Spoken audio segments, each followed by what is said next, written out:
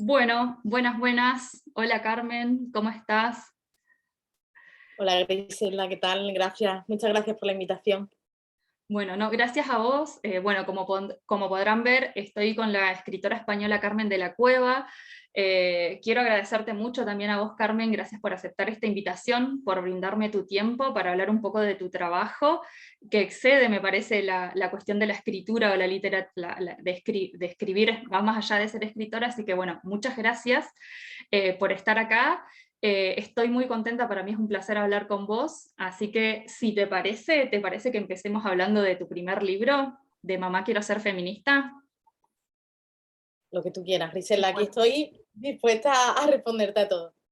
bueno, una curiosidad que me surgía, porque es un libro muy peculiar, es autobiográfico, y cómo surge el proyecto de este libro, y también cuál fue, si es que hubo algún desafío en la escritura no de lo autobiográfico, fue ese desafío para vos de narrar desde tu biografía. Hubo bastantes desafíos, pero empiezo con cómo surgió. El libro surge después del proyecto de la tribu, ¿no? El proyecto de la tribu ya empezó en 2014, la tribu como revista, todavía no era un club de lectura, en 2014, y el proyecto del libro surge en 2016. Eh, y es verdad que en esos años me daba cuenta de que, por lo menos en España, en el mundo editorial español, había escasez de títulos feministas, porque no se publicaban o porque no se traducían o no se reeditaban obras que estaban descatalogadas.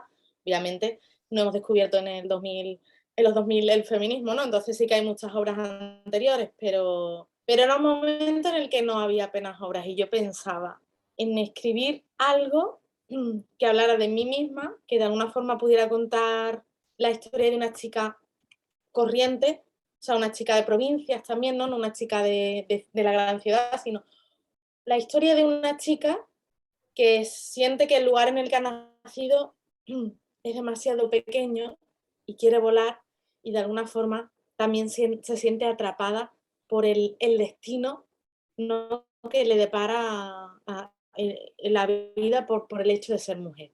Entonces me planteé escribir esto, lo propuse a la editorial, a Lumen, les gustó y lo escribí en 2016, en ese año.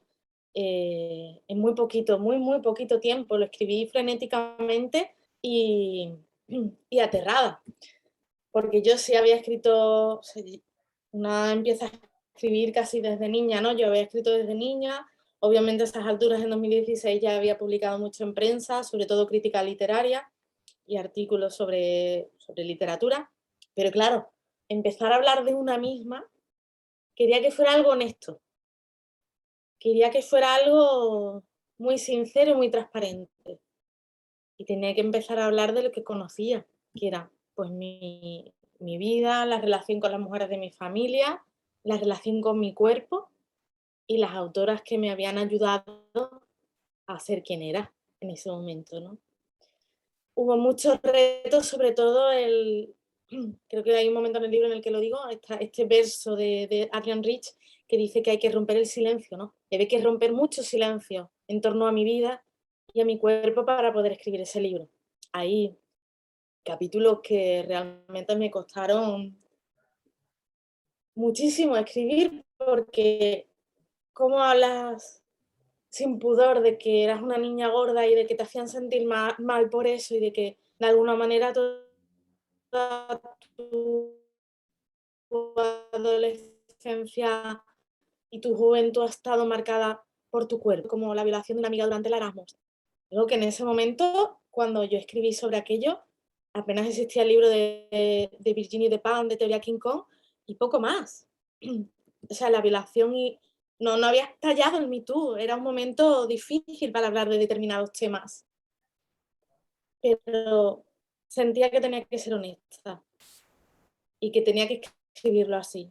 Nunca pensé que tuviera varias ediciones, que lo fueran a leer tantas mujeres y por supuesto nunca pensé que llegara a Argentina, pero algo, ¿no? Algo hay en ese libro que conectó con muchas lectoras y yo creo que es precisamente la idea de romper los silencios en torno a nuestras vidas, a nuestros cuerpos y tomar un poco el poder, ¿no? Decir, esta es mi voz, esta es mi historia y si la cuento, pues va a ser más mía.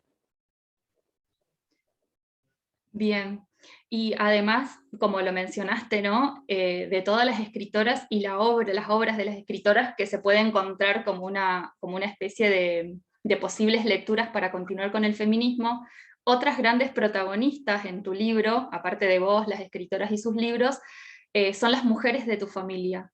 ¿Cómo fue revisitar ese pasado familiar para después volcarlo a la escritura?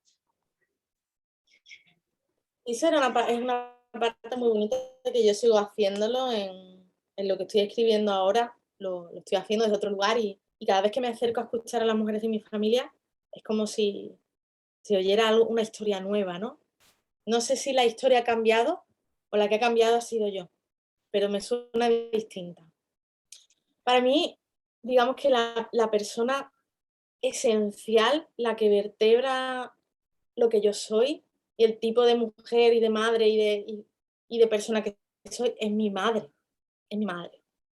Y yo de alguna manera pues he crecido a la par que ella me tuvo a los 20 años y yo sentía a veces que éramos hermanas, ¿no? Obviamente siempre ha sido mi madre, pero hemos tenido una relación muy cercana y yo quería darle un lugar en el libro a mi madre, porque pienso que a veces se nos olvida que lo más cerca que tenemos son nuestras propias historias y que casi nunca nos sentamos a hablar con nuestras madres, con nuestras abuelas, con nuestras tías, con nuestras vecinas, con esas mujeres que pensamos que hacen algo súper cotidiano, poco relevante, sin importancia, pero que en realidad se ocupan de los cuidados que son lo que vertebra la sociedad, ¿no? Y eso lo estamos descubriendo ahora, pero hace 5 años ya cuando escribí el libro, que parece mentira que haya pasado tanto, no se hablaba tanto de los cuidados, ni se hablaba tanto de sentarte en una mesa camilla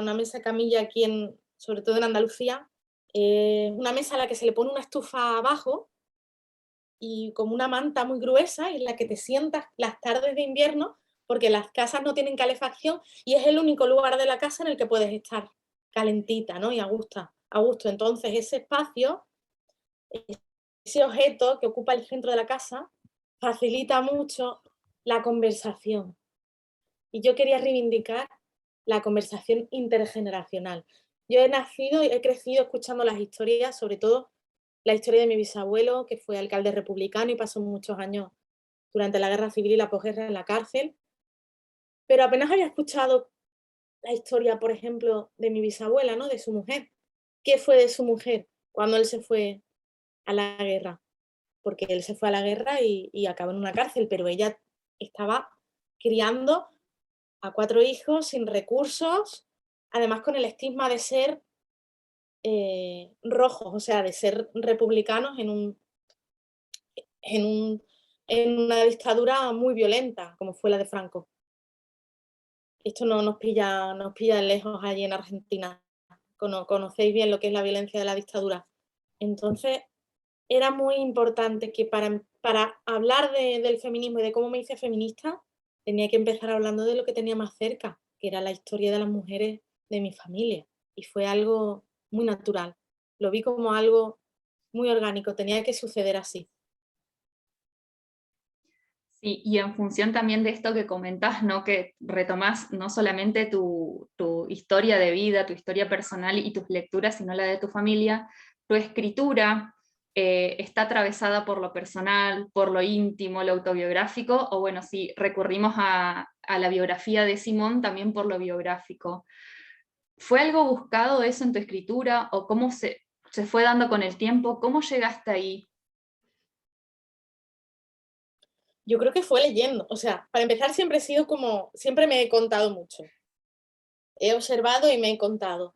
También he escuchado mucho a otras mujeres. Me gustan las historias de vida, me gustan las biografías, las historias de las mujeres, me encantan los diarios, las correspondencias, las autobiografías. Yo me las bebo. O sea, es un género que me apasiona porque me parece que es muy literario, pero a la vez está muy cerca de lo que acontece, ¿no? De la vida en sí.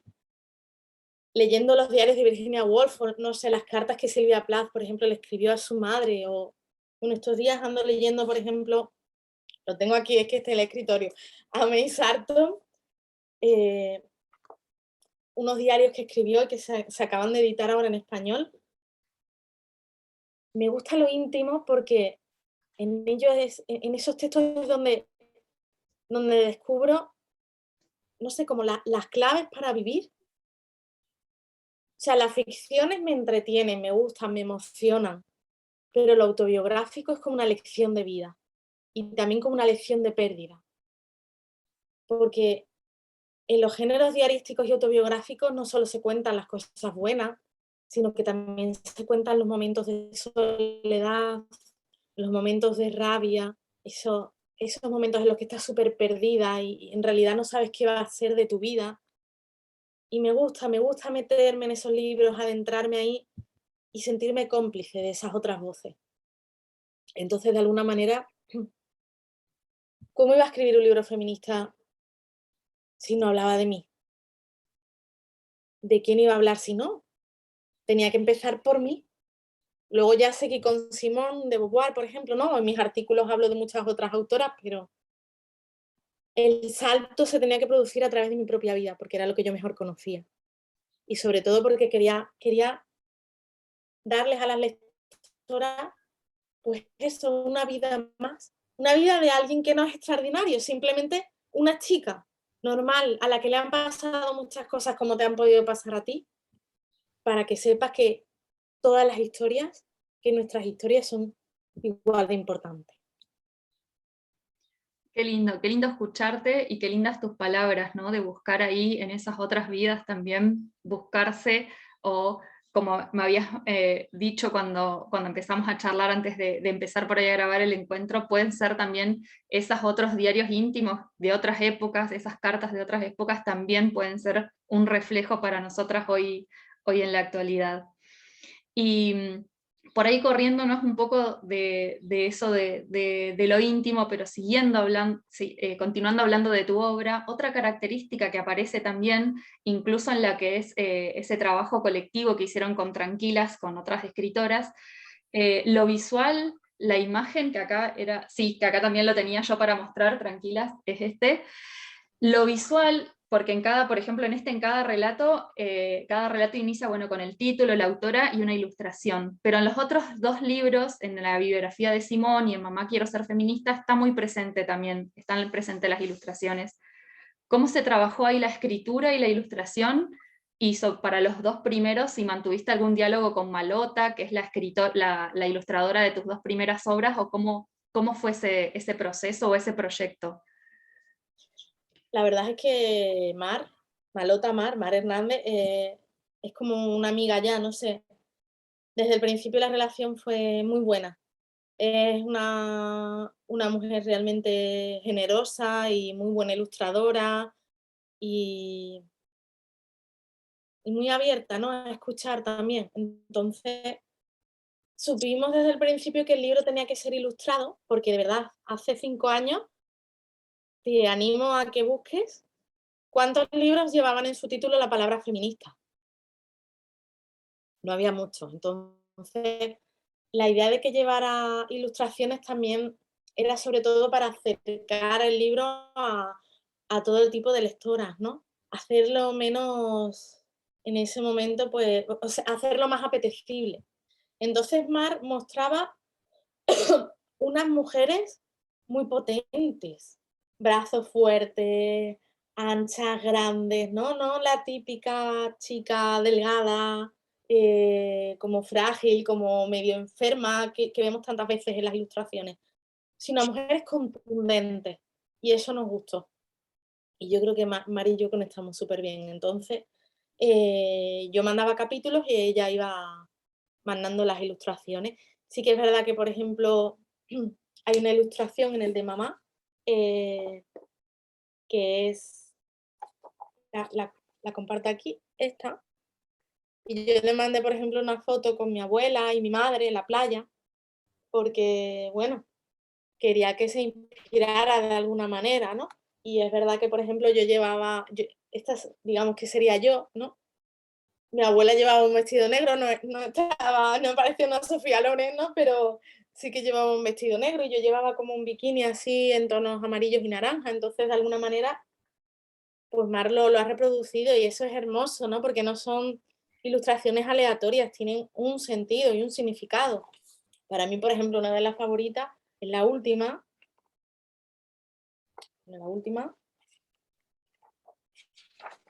que soy yo, con el pelo corto, asomada al mirador, viendo la presa y el río, ¿no? Que pasan por mi pueblo, que tiene un sentido también en el libro.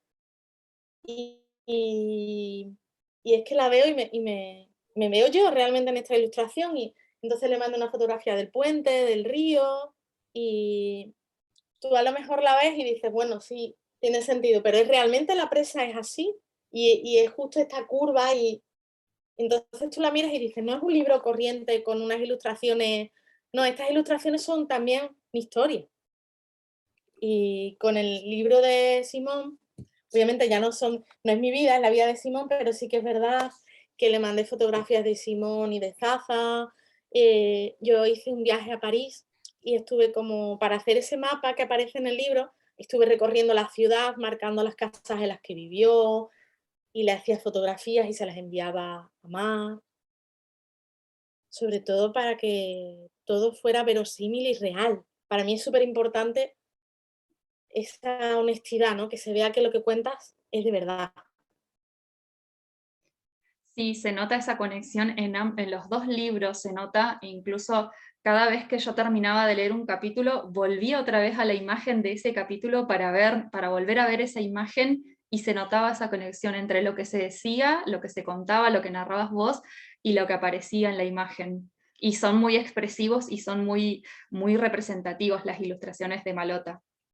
Y en el caso de Tranquilas, ¿cómo fue? Porque ahí también está presente la ilustración. Claro, ese proceso fue distinto, claro, no es un libro, a pesar de que mi relato es súper, súper personal, es autobiográfico también, pero claro, al ser un libro donde somos dos editoras, María Folguera y yo, y sobre todo con tantos relatos tan distintos, pues aquí sí que fue la ilustradora la que fue leyendo poco a poco los relatos y fue mostrándonos su visión de ellos.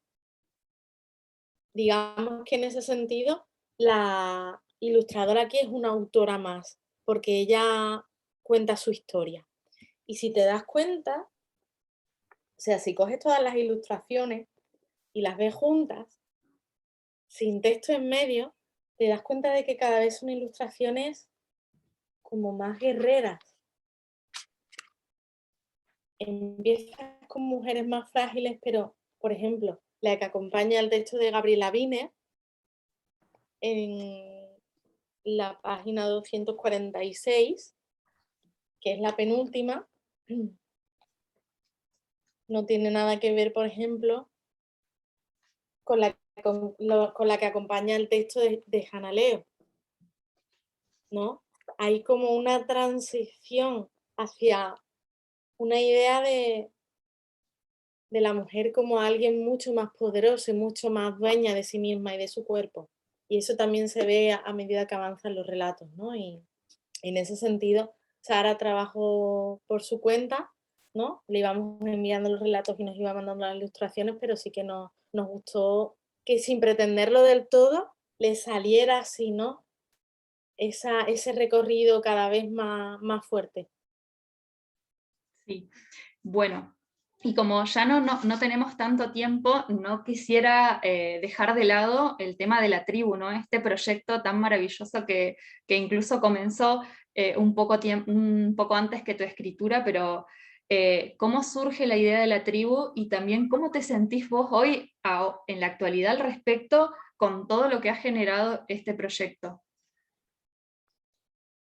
Pues la tribu nació en el verano de 2014, me parece mentira ya que haga tantos años, cuando yo me quedé sin trabajo.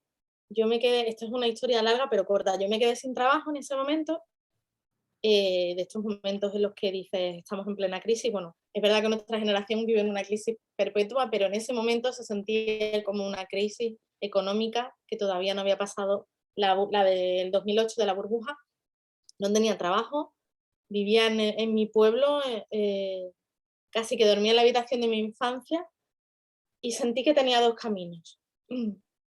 O buscaba un trabajo de lo que fuera para ganar algo de dinero que no me hiciera feliz ni me realizara, pero bueno, con el que poder sobrevivir y tener algo más de dinero, o hacía algo con lo que yo era, con lo que había leído, con lo que había estudiado, con lo que había aprendido.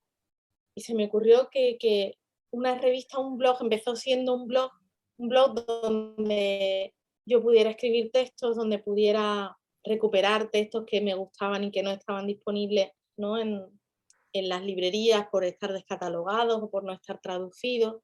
Y empecé muy poquito a poco, pero sí que fue desde el principio un proyecto feminista, porque sobre todo era un proyecto de rescate de voces de mujeres, de voces queer también, y una especie de plataforma para voces nuevas. También era eso, también era un escaparate para muchas autoras que empezaban a escribir, y la tribu pues les ofrecía un espacio para mostrar sus textos, sus fotografías, sus creaciones. También era un espacio donde hacer crítica literaria, feminista, donde hablar de series y películas feministas. Y así estuve un año en ese blog donde al principio sobre todo colaboraba yo, y luego empecé a tirar de autoras que conocía, todas muy jóvenes y que empezaban, y tuvimos como un primer encuentro en Madrid. Yo quería hacer, pues es un encuentro con las que yo pensaba que eran 4 personas que había en torno a la tribu, pero al final vinieron más de 100 y no sé, pensé que sí, que en realidad la tribu tenía la capacidad de unir a la gente, ¿no?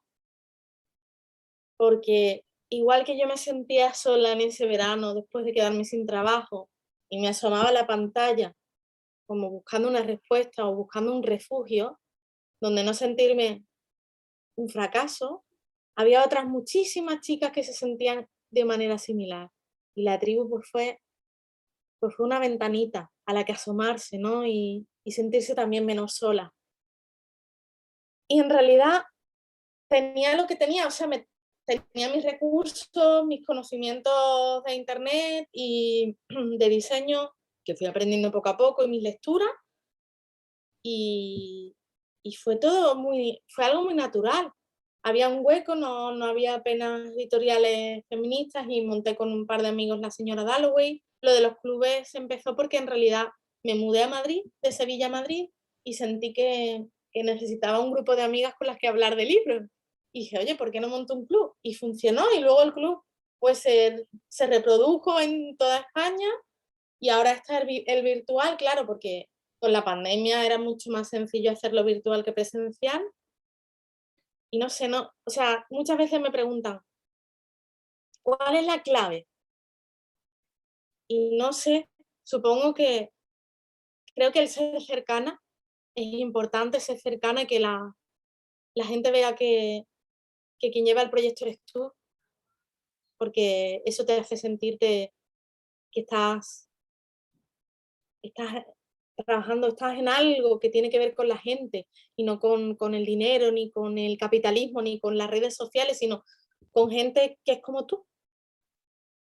Pero si me preguntas cómo me siento ahora, me siento agradecida. Mucho tiempo me he llevado como, sobre todo hace un par de años, cuando me quedé embarazada, como enfadada pensando que la tribu no tenía súper éxito o que yo podía aspirar a algo más, pero en realidad era como miedo, ¿no? Y ahora sé que el sentimiento que más me llena es el agradecimiento a todas las mujeres, porque sí, casi, o sea, el 99,9% de personas que tienen que ver con la tribu son mujeres, son lectoras, son chicas de muchas edades que se han acercado. Y de las 145 personas que hay en el club virtual a día de hoy, 144 son mujeres.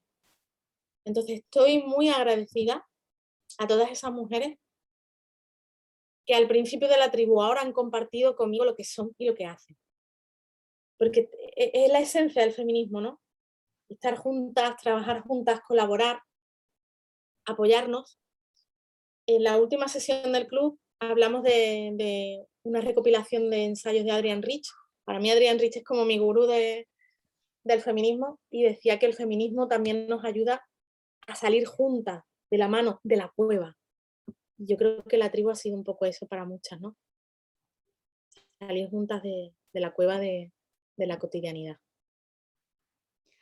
Y ahí justo, qué lindo escucharte y qué lindo saber un poco más de este proyecto, porque yo lo que sé es por ahí lo que he leído en otros artículos, lo que he leído en el propio blog, pero qué lindo escucharte de primera persona decir que lo que sentís vos o lo que has generado. Pero en relación ahí justo mencionabas a Adrienne Rich, ¿cuáles son esos libros que han marcado un antes y un después en tu forma de leer o en lo que vos buscas en un libro o en la literatura? A ver, yo he sido muy lectora de ficciones, de novelas, y es verdad que como que Mujercitas es como la esencia. No, lo leí súper, súper pequeña en una edición que era solo la primera parte, que Mujercitas tiene 2 partes, la primera parte nada más, en una edición juvenil, pero me chifló. Y luego la leí muchas veces. Este año, por cierto, la hemos leído en el club de lectura en común. Ha sido muy curioso ver lo que nos generaba un libro así, ¿no? En 2021, tan distinto. Creo que la lectura de Jane Austen también me ha hecho mucho. La poesía. Eh, es que de pequeña y de adolescente, pues la verdad es que leía un poco a picoteo, ¿no? Pero libros así que en los últimos 10 años me hayan hecho mucho repensar el feminismo, sobre todo Adrienne Rich, sobre Mentiras, secretos y silencios, o Pan y poesía. Bueno, ahora ha reeditado Capitán Swing, un volumen bastante amplio con su obra. Lo tengo por allí, pero no nos da tiempo a que me levante por él. Janet Winterson, por ejemplo, porque ser feliz cuando puede ser normal, o ese también creo que me ha ayudado mucho a aceptarme.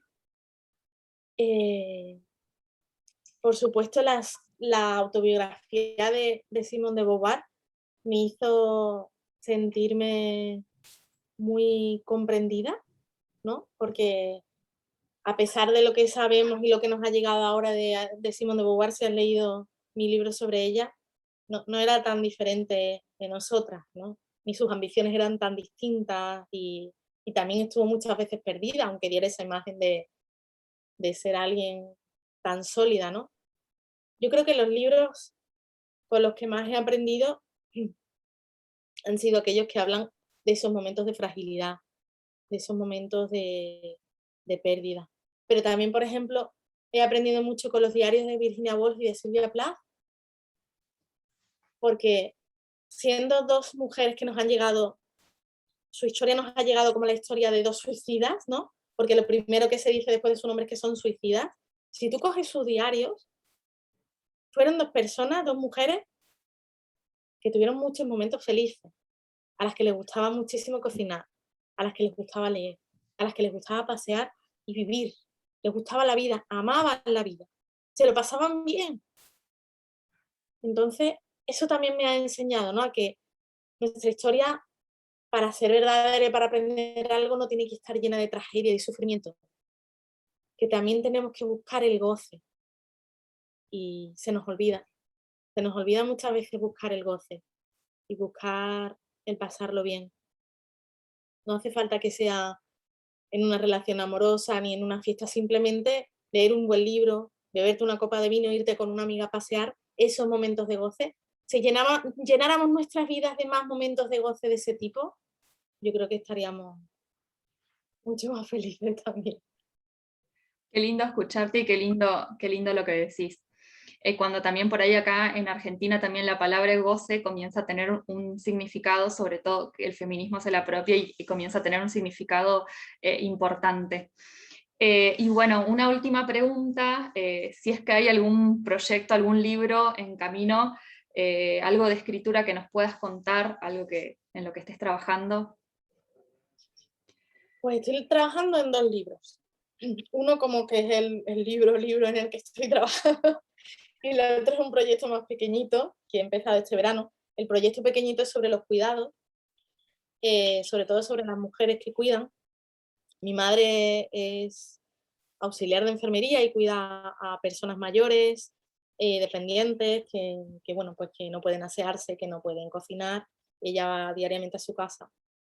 Y a partir de la pandemia, que como que vi de cerca a mi madre y este trabajo, pues empecé a entrevistar a mujeres que se dedican a esto, a ver cuáles son sus condiciones laborales, y estoy haciendo como un pequeño ensayo sobre esto. Se llama Las que cuidan.